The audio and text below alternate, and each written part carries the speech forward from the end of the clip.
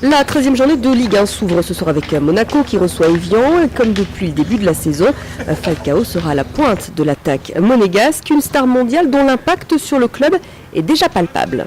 Depuis cet été, c'est la star de la boutique du club. Numéro 1 des ventes, le maillot de Falcao habille des supporters beaucoup plus nombreux dans les tribunes depuis l'arrivée du Colombien. Le nombre d'abonnés au Stade Louis II a augmenté cette saison de 174%. Et évidemment, c'est un impact important puisque, comme on le voit, le public est plus important que par le passé et les parcages visiteurs de l'AS Monaco à l'extérieur sont également toujours pleins. Star du football mondial, Falcao attire les spectateurs. Sa conférence de presse de présentation a été vue en direct par 3 millions de personnes. Le club a reçu plus de 300 demandes d'interview pour son attaquant. Même la fréquentation du site internet de l'AS Monaco a explosé. On touche chaque mois entre tout le digital plus d'1,5 million de personnes et vous avez presque la moitié qui vient de Colombie. Donc c'est un impact très fort aujourd'hui d'avoir un joueur qui est une icône dans son pays, qui vient en plus de se qualifier pour la Coupe du Monde. Et c'est vrai qu'aujourd'hui, la Colombie est presque un des foyers qui suit le plus l'actualité de l'AS Monaco. Acheté 60 millions d'euros cet été à l'Atlético Madrid, Falcao donne une visibilité mondiale à Monaco. Pas de déception non plus sur le terrain, où le Colombien a déjà inscrit 8 buts en 12 matchs de Ligue 1. Sans surprise, Patrice Evra a bien été convoqué par Didier Deschamps. Il va donc disputer les barrages face à l'Ukraine. Le sélectionneur n'a pas voulu s'éterniser sur le sujet hier. Fermer le banc, la polémique autour de son défenseur n'a plus lieu d'être.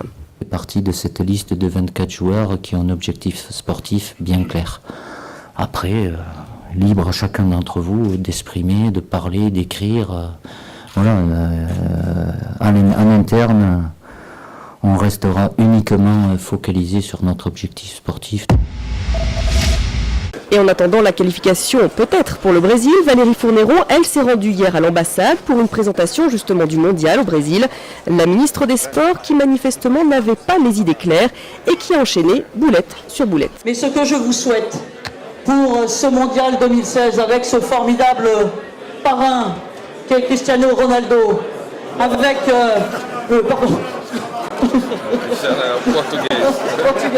portugais, c'est-à-dire porte-parole quand même, leader, voilà, portugais, mais que mascotte aujourd'hui avec nous.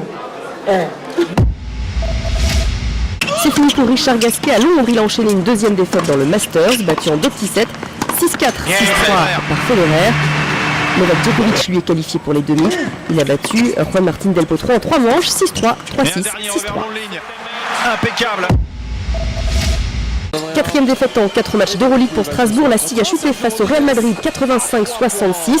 Nanterre s'attaque ce soir à un autre grand du basket européen, Kiev, une petite semaine après sa très belle victoire sur le parquet de Barcelone.